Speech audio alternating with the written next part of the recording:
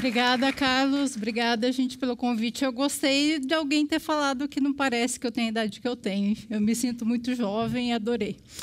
Gente, acho que todo mundo acompanhou. Quem não acompanhou, enfim, na semana passada a gente teve a notícia que nasceu o habitante número 7 bilhões. Em 12 anos, a gente cresceu a população do mundo em 1 milhão de pessoas. Minto, em 1 bilhão de pessoas. Em 99, 12 anos atrás, a população da Terra chegou a 6 bilhões. Hoje somos 7 bilhões e para 2050 a ONU projeta um crescimento populacional que chegaremos a 9,3 bilhões de habitantes. E essa população que está crescendo é uma população eminentemente urbana. Cada dia mais nasce pessoas, as pessoas migram, e a expectativa é que em 2050, 70% da população viva em cidades. E viva em grandes cidades. Esse é um ponto-chave. Hoje nós temos 21 megalópolis em todo o mundo, que são aglomerados urbanos com mais de 10 milhões de habitantes. São Paulo é um exemplo, Rio de Janeiro é um exemplo, e você tem uma série de grandes cidades caminhando para isso. Em 2040, a expectativa é que seja 60 megalópolis em todo o mundo. Então, assim, é muito aglomerado, é muita gente disputando espaço, disputando território, disputando recurso natural, disputando a vida na coletividade, né? Que quanto mais aglomerado, mais difícil se torna a convivência.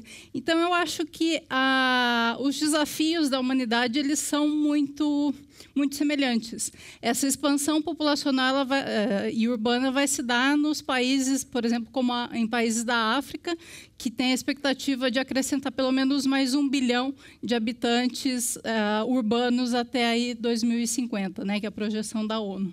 Então, eu queria dividir com vocês, além dessa apreensão, né, porque não dizer essa apreensão, porque, enfim, a gente está num planeta finito, com recursos naturais finitos, e uma população que está crescendo, uma população que busca no consumo a solução aí das suas angústias, que quer consumir, e até certo ponto é legítimo que tenha esse direito de, enfim, de melhorar seus padrões de conforto, seu padrão de vida, mas a gente está num planeta finito.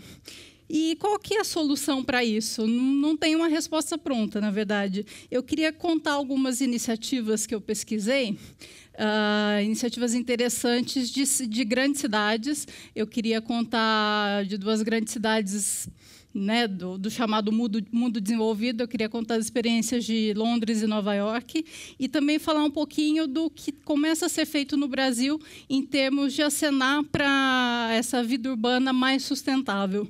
E, por último, eu queria contar também, eu trabalhei bastante tempo cobrindo essa questão da sustentabilidade sob o prisma da economia também. E, assim, você tem toda uma geração aí de novos negócios que estão emergindo com base a você transpor esses obstáculos, responder essas demandas, a esses desafios, né? Então, eu queria contar... Então, isso aqui é um congestionamento, dá para perceber, né? A imagem é bem... Enfim, a gente conhece. Alguém tem ideia de onde seja? É Londres. O congestionamento de Londres, esse ano é por volta de 2000.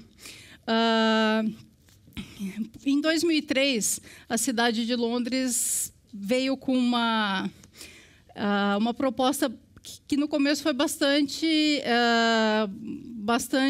digamos assim, não aceita por parte da população, que foi o pedágio urbano. Eles começaram a impor uma taxa hoje está em torno de 8 libras para coibir a circulação de carros no chamado centro expandido, né? A região que é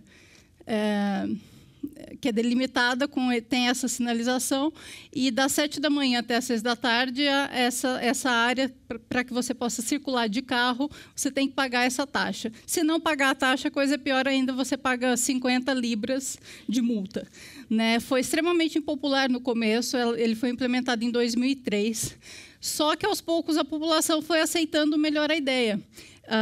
Hoje, o pedágio urbano conta com cerca de 60% de aprovação, né, por parte da população e reduziu em mais de 50% os congestionamentos. Né? Claro que é uma medida, não foi uma medida isolada. Londres, até em razão das Olimpíadas, também está com uma série de iniciativas em termos de construção sustentável. Né? Você tem aí uma preocupação bastante forte com essa questão de como você revitalizar áreas antes degradadas. Você pega a zona leste de Londres, que hoje está, enfim, sendo preparada para receber os Jogos, está sendo totalmente revitalizado, umas iniciativas muito interessantes. E, em 2002, Londres resolveu fazer um estudo da sua pegada ecológica, né? Saber onde é que eram as áreas da cidade que estavam, enfim, consumindo mais recursos naturais, onde a pegada ecológica, a questão da poluição, estava mais intenso. E, a partir daí, a cidade elaborou um plano para atender essas questões. Ela descobriu que a questão dos resíduos urbanos era um ponto a ser destacado, a ser combatido, assim como a questão do transporte. E houve uma iniciativa interessante também no campo da construção sustentável, que esse é um condomínio. Na verdade, é um condomínio expandido. É como se fosse eles falam uma neighborhood, um bairro, né? Uma região de Londres chamada de BEDZ, Beddington Zero Energy Development, que seria uma ecovila urbana. É a primeira ecovila urbana do mundo. O que é uma ecovila? É um sistema de moradia que privilegia a questão da sustentabilidade. Ou seja, pela foto não dá para perceber bem, mas a iniciativa foi no sentido de você conjugar os usos. Nesses edifícios você tem moradias, você tem cerca de 82 moradias, e, ao mesmo tempo, você tem escritórios, você tem agências bancárias, você tem serviços, você agrega o local de se morar, de se trabalhar, e foi tudo pensado de uma forma de minimizar o consumo tanto de energia elétrica quanto de água, minimizar a geração de lixo, e é tido como a primeira experiência bem-sucedida de moradia sustentável urbana. Né? É possível você morar de uma forma mais sustentável no ambiente urbano, porque você fala em ecovila, você pensa naquela coisa mais idílica, bucólica, você está ali no meio, né, afastado da cidade, mais próximo da natureza. Eles quiseram, né, mostrar que é possível você construir de uma forma ambientalmente mais correta e propor esse estilo de vida. A BEDZ consegue hoje reciclar 60% do lixo que produz, né, tanto lixo orgânico quanto inorgânico. E eles têm metas de chegar a 100%. Né? Claro que isso depende aí da questão também da infraestrutura urbana, tal, mas eles estão querendo mostrar que é possível. O consumo de energia no BEDZ é 45% menor do que em relação a qualquer outro conjunto de apartamentos, né, da região. As emissões de gases de efeito estufa também reduziram 56%.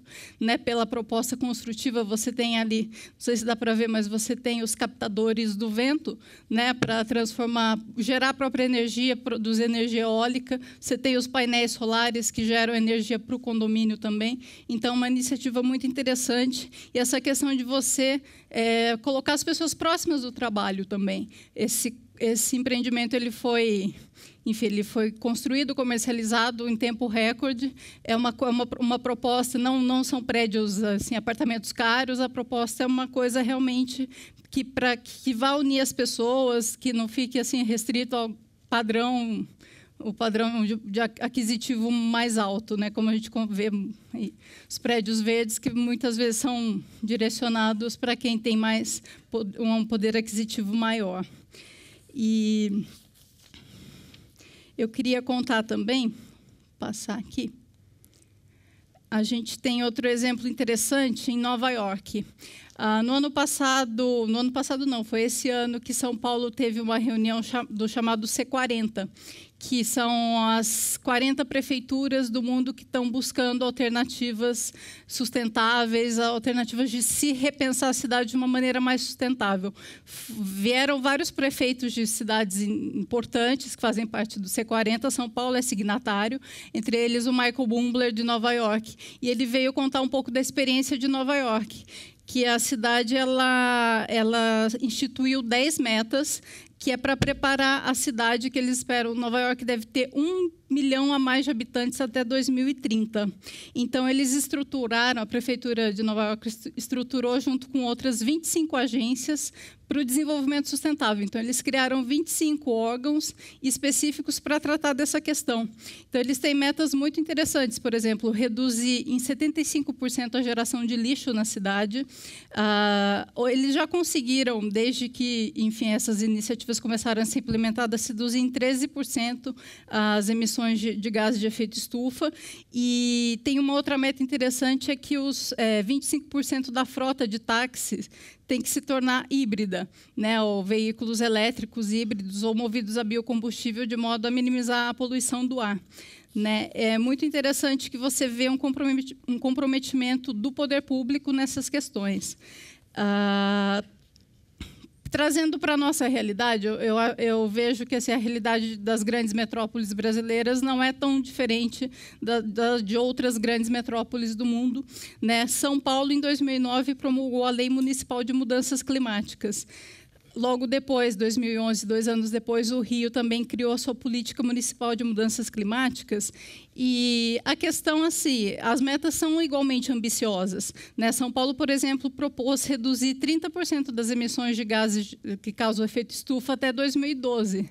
Só que a gente está em 2011 e essa redução ainda não foi feita. Ou a gente não sabe até que ponto a gente está perto de cumprir a meta. Então, fica essa provocação também, assim, não basta ter leis, e o Brasil, isso parece ser bastante comum, você ter aquelas leis que pegam e as leis que não pegam. Né? É bom que a gente tome atitudes para que os nossos governantes tomem atitudes e a gente cobre eles disso, para que não fique só no papel, para que a gente consiga implementar essas iniciativas em prol do meio ambiente urbano, que, no final das contas, é a qualidade de vida nossa que tá em jogo. Né? E, além dessa questão da cidade se envolvendo, né, nessa questão de planejar a sustentabilidade para os próximos anos, você tem também uma corrida aí no campo dos negócios. Né? Cada vez mais as empresas estão vendo que essa questão da sustentabilidade aplicada ao meio ambiente urbano é interessante.